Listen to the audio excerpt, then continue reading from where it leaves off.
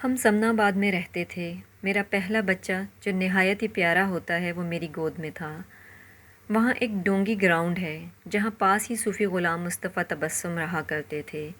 میں اس گراؤنڈ میں بیٹھا تھا اور مالی لوگ کچھ کام کر رہے تھے۔ ایک مالی میرے پاس آ کر کھڑا ہو گیا اور کہنے لگا، ماشاءاللہ بہت پیارا بچہ ہے، اللہ اس کی عمر دراز کرے۔ وہ کہنے لگا کہ جی میرا چھوٹے سے جو بڑا بیٹا ہے وہ بھی تقریباً ایسا ہی ہے۔ میں نے کہا ماشاءاللہ اس حساب سے تو ہم قریبی رشتہ دار ہوئے۔ وہ کہنے لگا کہ میرے 8 بچے ہیں۔ میں اس زمانے میں ریڈیو میں ملازم تھا اور ہم فیملی پلاننگ کے حوالے سے پروگرام کرتے تھے۔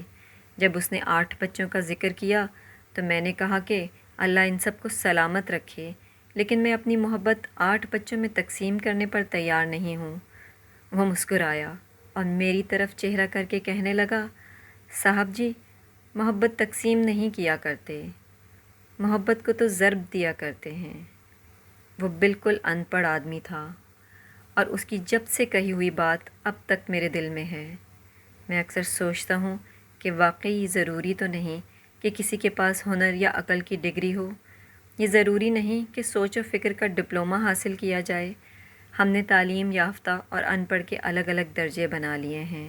اب بدقسمتی سے تعلیم نے بھی مسئلے پیدا ہو گئے ہیں اور تعلیم یافتہ اور اعلیٰ تعلیم یافتہ کا چکر شروع ہو گیا ہے۔ ایک بڑے اور ایک کم تر اسکول کی باتیں ہونے لگی ہیں۔ میری آپ کی خدمت میں یہ درخواست ہی ہے اور ایک عرض ہی ہے کہ خدا کے واسطے ہم 20 لاکھ پڑھے لکھے لوگ دوسرے 14 کروڑ کو بھی اہمیت اور احترام دیں، انہیں اچھوت نہ سمجھیں اور ان سب کو اپنے ساتھ ملا لیں۔ انہیں مال میں سے حصہ نہ بانٹیں، رشتہ داری قائم نہ کریں، لیکن انہیں پیار، محبت اور عزت تو ضرور دیں۔